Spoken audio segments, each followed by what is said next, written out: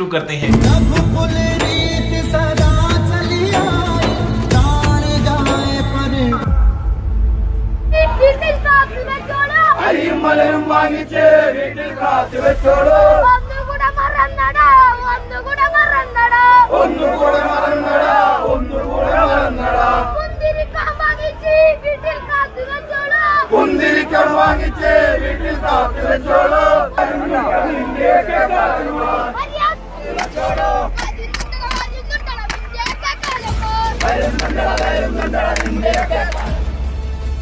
सुन लो रे हिंदुओं, तुम अपने क्रियाक्रम के लिए चावल और फूल खरीद लो।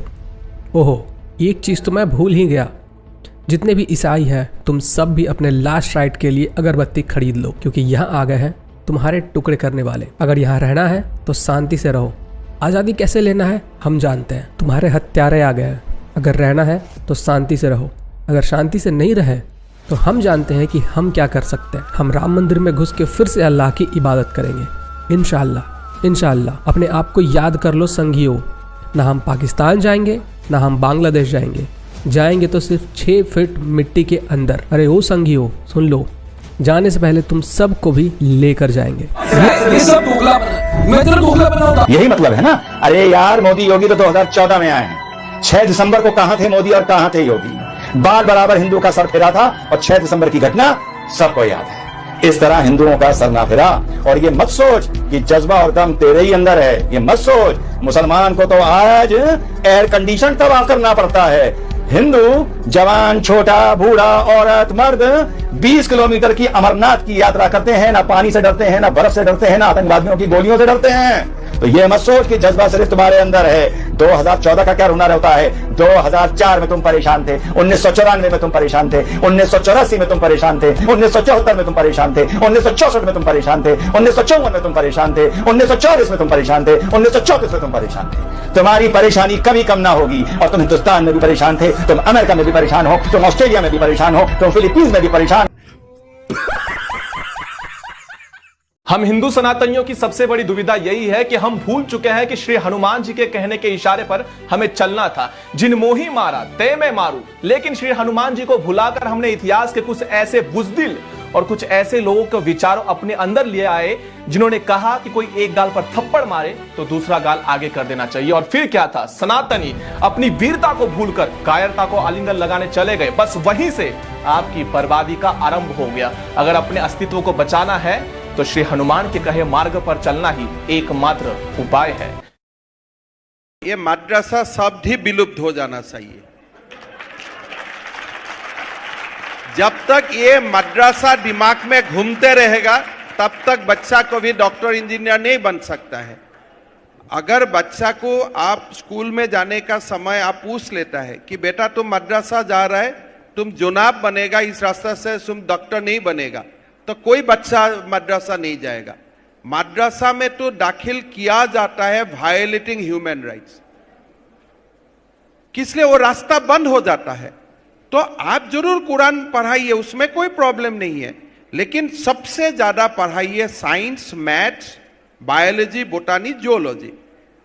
तो इसीलिए मद्रसा सब विलुप्त हो जाना चाहिए, नॉर्मल एजुकेशन होना चाहिए। और घर में आप खूब आपका धर्म पुथी पढ़ाइए, पूरा 2 to 3 घंटा धर्म पुथी पढ़ाइए, लेकिन स्कूल में ऐसा ही शिक्षा दीजिए जो शिक्षा से आपका बेटा डॉक्टर और इंजीनियर बन सकता है, प्रोफेसर बन सकता है, साइंटिस्ट बन सकता है जी। और भाई साहब और एक बात है, मैं आपको बताता हूं, कोई जो आप बोल रहे हैं मुसलमान लोग कुरान कंठस्थ कर रहा है तो इसलिए उनमें बहुत ज्यादा मेरिट होता है। ये सारा मुसलमान भाई हिंदू था।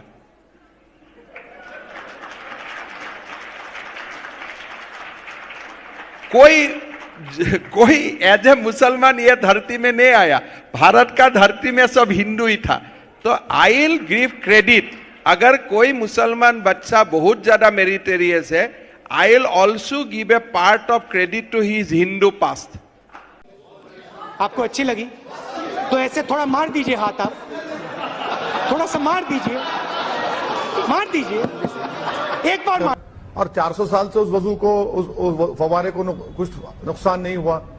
और अगर ये फव्वारे को अगर इस तरह अगर पेश किया जा रहा है तो कल ताजमहल को बंद कर देना पड़ेगा। ताजमहल के सामने भी फव्वारे लगे हैं, कहां जाके बात रुकेगी फिर? ये मजा नहीं आ रहा है। तो रुको जरा, सबर करो। बोला धक्का बुक्की नहीं करने का, आराम से लेने का। हाँ, अभी मजा आएगा ना भिड़ो। अंत में फवारे की बात इन्होंने कही। कितनी मस्जिदों में फवारे, मैं पूछना चाहता हूं, बताएं कितनी मस्जिदों में फवारे? फवारा इसी में, और उस जमाने में कोई बिजली तो थी नहीं कि नीचे से कोई पंप लगा होगा। अगर फवारा में तब ऊपर आ सकता था पानी जब कहीं बहुत ऊपर से नीचे आने की स्थिति होती। और एक लाइन और कह दूं, जहां से इस्लाम आया था, पूरे अदब के साथ कह रहा हूं, हद्दे अदब के साथ, सऊदी अरब में क्या फवारे की कल्पना कर सकते थे आप? ये फवारे की बात कहना अपने आप में इस्लाम की मूल धार्मिक भावना का मजाक उड़ाना। यही नहीं, अभी और सुनिए।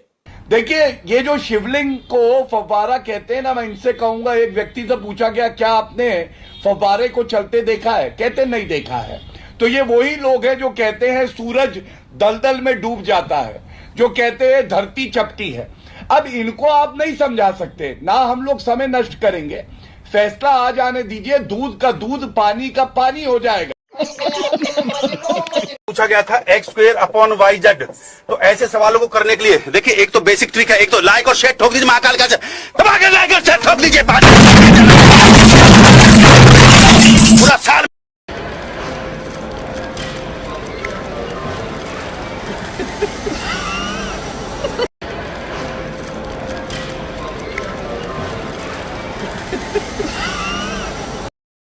चलो इसी के साथ चलते हैं। राधे राधे।